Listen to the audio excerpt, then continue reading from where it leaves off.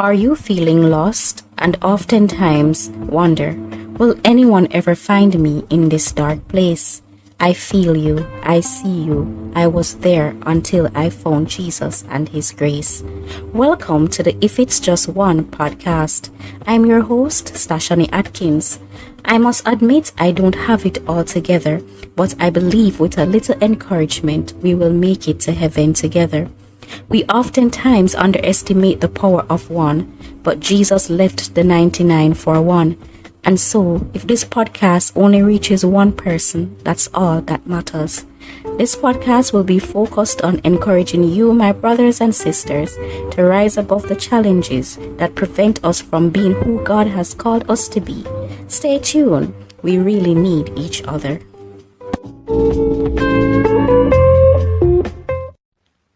Hey everyone, welcome back to another episode.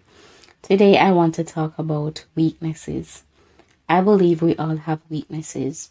Weakness is defined as the aspect of our character or nature where we easily fall or where we easily compromise to sin. We all have weaknesses whether we are a Christian or an unbeliever. We might be strong in one area of our life but fall short in another area. For example, David in one season of his life displayed strength where he could have killed Saul because he wanted to take his life, but he spared Saul's life.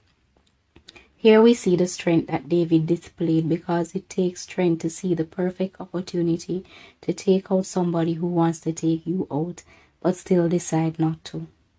However, in another season, we see a weaker side of David, where he saw Bathsheba and could not resist her, and therefore he committed adultery with her. David could have exercised self-control with Saul, but he could not with Bathsheba because he had a weakness for a woman. Just like David, we might be able to say no to some things in our lives, but might have a hard time saying no to other things because we have a weakness for them. You might say, why do Christians have weakness? Aren't they supposed to be saved and sanctified? Well, within the believer, there is the spirit and there is the flesh. The spirit calls us as believers to live in the freedom that Jesus gives, rather than bondage to sin. But then there is the flesh, or in other words, our sinful nature. The flesh and the spirit are always at war with themselves, because one wants to do good and the other wants to do bad. And so the believer has a choice to make. Either we choose the spirit or choose to follow the flesh. The flesh will always be a part of the believer on earth because that's the human side of us. And if the flesh is always present, then our weaknesses will always be present. But what does that mean for us? Does it mean we can never be who God has called us to be? Does it mean our weaknesses will always come in the way? Well, I believe our weaknesses can prevent us from being who God has called us to be or get in our way only if we allow them to. If we choose the flesh, then we will reap the consequences of the flesh. We will become a slave to our weaknesses, but when we choose to submit our weaknesses to God, they will be present with us, but they will have to stay in the back where they belong. I believe our weaknesses can be our downfall if we leave them unchecked. I always mention the analogy of our life being a car, and if our weaknesses are in the driver's seat, this means they have control over where we go and they can drive us down a road of destruction. Today, the story I want to look at in the Bible is the story of Samson and Delilah. The whole story is found in Judges chapter 13 to 16. We are going to look at how Samson's weakness led him down a destructive path. So if we should read Judges 13, we see that Samson was promised to a man called Manoah and his wife who was barren, and God gave them specific instructions for Samson. God told him that no razor should come upon Samson's head. He will be set apart as a Nazirite, and he will begin to deliver Israel out of the hands of the Philistines.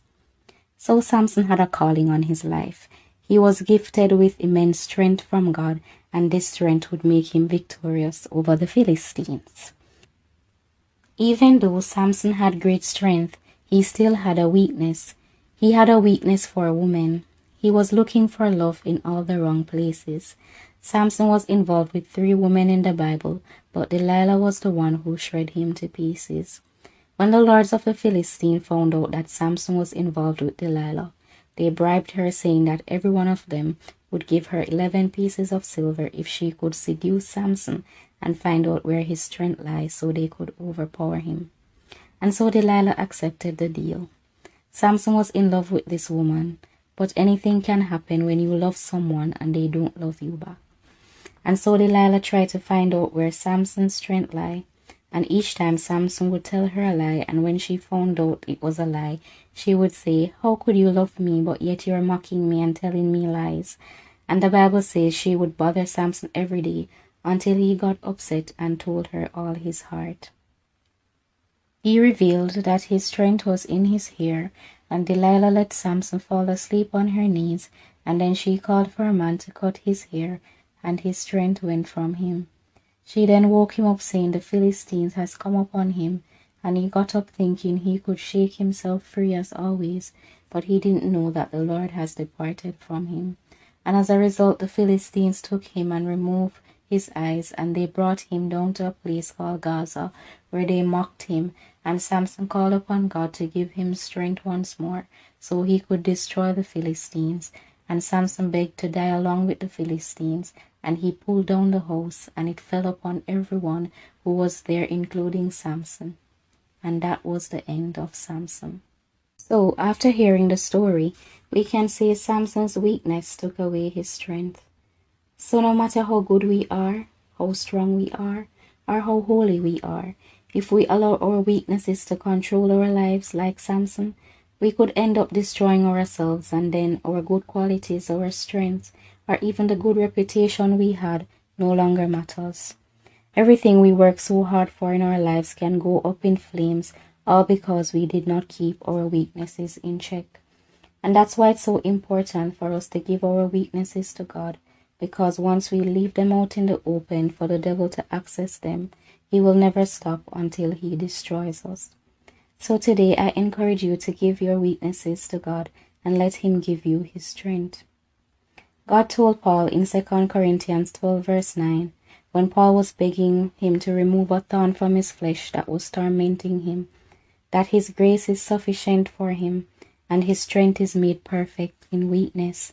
We too may have a thorn in the flesh that torments us. So may this Bible verse comfort us today, that God's grace is all we need. When we have God, we have everything. Our weakness cannot compare to the overwhelming power that God has, and where we are weak, he is strong. So like Paul today, we can boast about our weaknesses.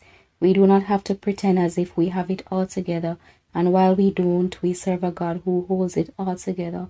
And so our weaknesses do not have to overpower us, because we have a God who overpowers our weaknesses.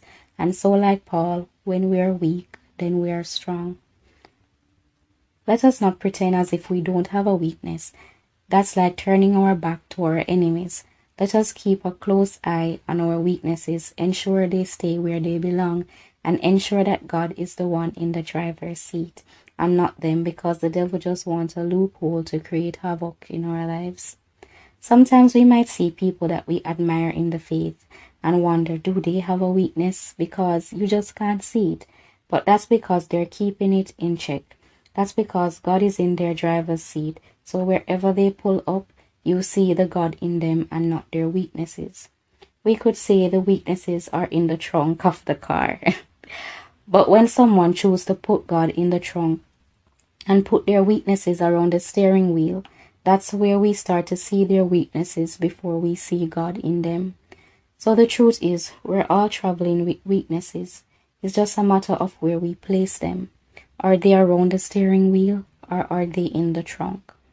So if there's anyone who's listening and is saying, I have been chauffeured around by my weaknesses all my life, and the sad thing is God isn't even in my car, so how do I switch drivers? Just reach out to God in prayer today.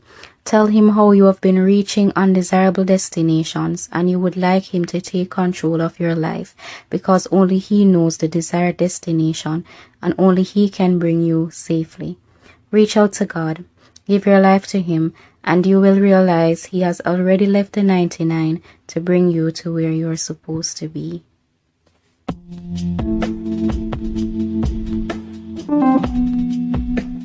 So, if you have a testimony of how you have managed to keep your weaknesses in check, please feel free to share in the comment section.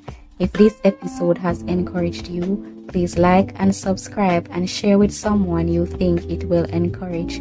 See you in the next episode. And remember, we need Jesus and we need each other.